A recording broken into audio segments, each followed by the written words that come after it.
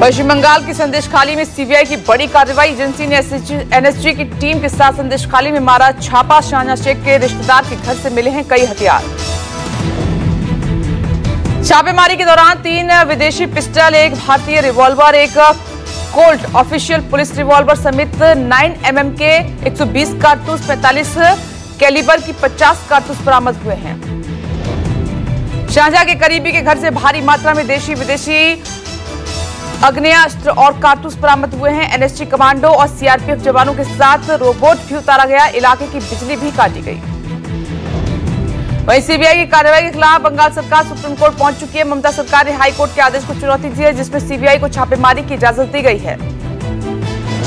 Supreme court में justice BR Gavai की bench इस ममता सरकार की याचिका पर 29 अप्रैल को सुनवाई करेगी।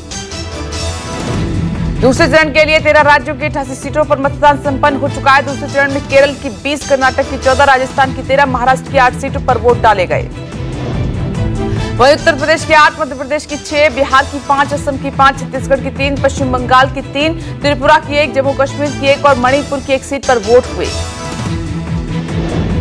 दूसरे चरण में यूपी की 8 सीटों पर वोट डाले गए। यूपी मतदान की रफ्तार सुस्त रही। यूपी में शाम 5 बजे तक करीब 52.85% वोटिंग हुई। यूपी में नोएडा, गाजियाबाद, मेरठ, मथुरा, अलीगढ़, बागपत, अमरोहा और बुलंदशहर में वोट डाले गए। बिहार में मतदान की रफ्तार सुस्त रही। बिहार में शाम 5 बजे 53.60% मतदान हुआ। दूसरे चरण में बिहार की 5 सीटों पर वोटिंग हुई। बिहार में पूर्णिया, किशनगंज, कटिहार, भागलपुर और बांका सीट पर वोट डाले गए। बिहार की पूर्णिया सीट इस बार चर्चा में है। पप्पू यादव की वजह से ये सीट हॉट बन गई है।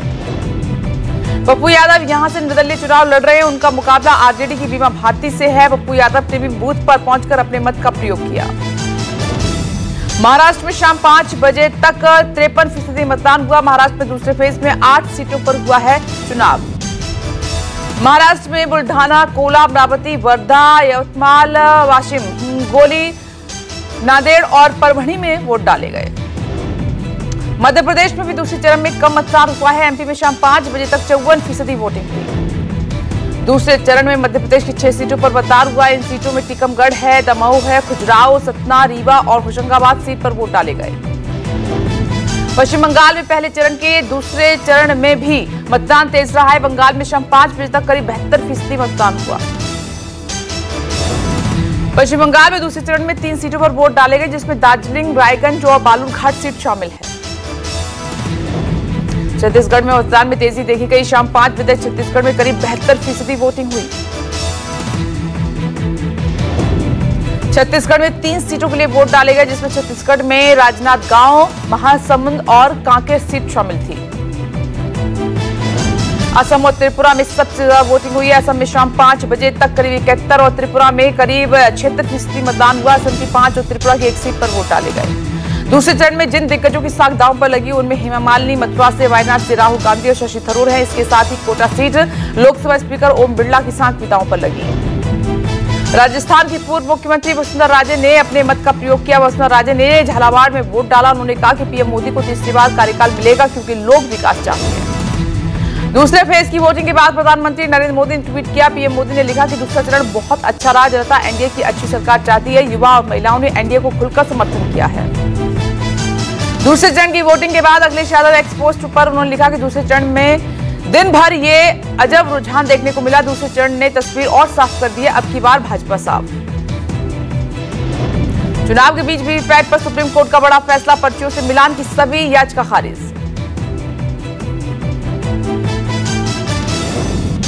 बैलेट पेपर की मांग की याचिका सुप्रीम कोर्ट ने खारिज कर दिया। सुप्रीम कोर्ट ने कहा कि ईवीएम से ही होगा मतदान। 2 चरणों के चुनाव संपन्न हो चुके हैं और अब तीसरे फेज में 7 मई को वोटिंग होगी। पीएम मोदी का धुआंधार प्रचार जारी है।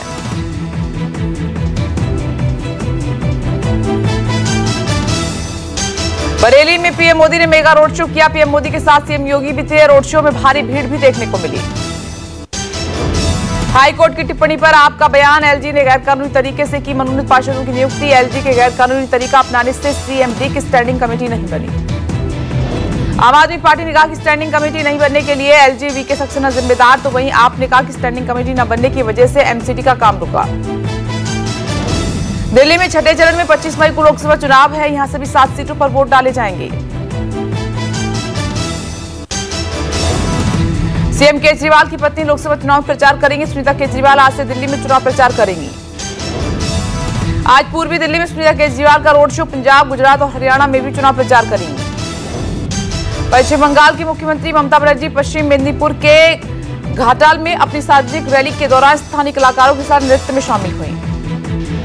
प्रधानमंत्री मोदी का धुआंधार प्रचार जारी। आज महाराष्ट्र के कोल्हापुर में शाम 5 बजे चुनावी सभा को करेंगे संबोधित। पीएम मोदी गोवा में भी एक रैली करेंगे। केंद्रीय गृह मंत्री अमित शाह गुजरात के दौरे पर। सुबह पोरबंदर, दोपहर भरूच, उसके बाद शाम को वडोदरा में रोड शो। बीजेपी के राष्ट्रीय अध्यक्ष जेपी नड्डा शाम 7:20 पर कर्नाटक के हुमनाबाद में चुनावी जनसभा को संबोधित करेंगे। सीएम योगी आज हाथरस, फिरोजाबाद और औरैया के दौरे पर रहेंगे। चुनावी सभाओं को करेंगे संबोधित। आज दिल्ली में कांग्रेस सीसी की बैठक है। अमेठी, रायबरेली के उम्मीदवारों के नाम पर हो सकता है फैसला। सूत्रों के हवाले से खबर है कि आज से यूपी के चुनावी रण में कूदेंगे राहुल गांधी। पार्टी सूत्रों का यह भी कहना है कि 5वें चरण के लिए 3 को नामांकन की अंतिम तिथि है और पार्टी रायबरेली और अमेठी सीट से प्रियंका और राहुल के नाम पर मोहर लगा सकती है। गुजरात के दौरे पर कांग्रेस महासचिव प्रियंका गांधी वलसाड में करेंगी जनसभा। आदिवासी और राजपूत वोट बैंक को साधने की कोशिश। प्रियंका गांधी आज महाराष्ट्र भी जाएंगी और गीर शहर में चुनावी रैली को संबोधित करेंगी। कांग्रेस प्रत्याशी शिवाजी कालगे के समर्थन में जनसभा। कांग्रेस पार्टी अध्यक्ष मल्लिकार्जुन खड़गे असम के दौरे पर। दोपहर को गुवाहाटी में करेंगे प्रेस कॉन्फ्रेंस। इसके बाद बरपेटा में चुनावी सभा को भी संबोधित करेंगे।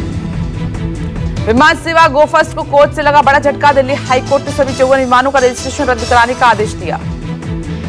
दिल्ली हाईकोर्ट ने डीजीसीए का निर्देश दिया है कि वो 5 दिन के अंदर एयरलाइन द्वारा पट्टे पर लिए गए विमानों के डी रजिस्ट्रेशन आवेदन का निपटान करें।